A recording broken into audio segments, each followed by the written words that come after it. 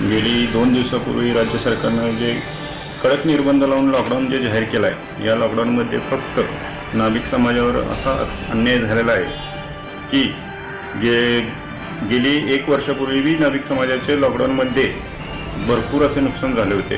त्यावेळेला सुद्धा 10 ते 15 लोकांनी उपजीविका होत नसल्यामुळे आत्महत्या केल्या होत्या।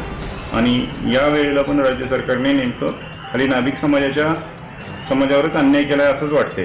कारण फक्त नाभिक समाजाचे दुकान सलून व्यवसाय बंद ठेवण्यास सांगितलेलं आहे। या उलट हॉटेल, बेकरी, किराणा कोणत्या ना कोणत्या मार्गाने का होईना पण ते चालू ठेवलेले आहे। पण आम्हाला कुठलाही मार्ग ठेवलेला नाही किंवा कुठलेही निर्बंध लावून बाबा दुकान चालू ठेवावं असं जाहीर केलेलं नाही, पूर्णपणे बंद असं जाहीर केलेलं आहे। यामुळे आमच्या नाभिक समाजावर उपासमारीची वेळ आलेली आहे।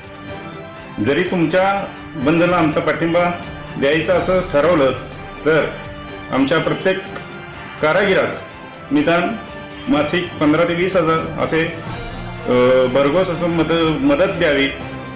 त्यामुळे त्यांच्या परिवाराला त्यातून पोचण्याचे काम होईल आणि इथून पुढे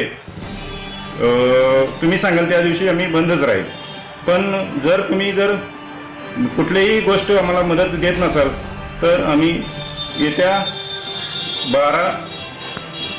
12 तारखेपासून रस्त्यावर उतरून दुकान सर्व सलून व्यवसाय चालू करणार आहोत, याची शासनाने नोंद घ्यावी।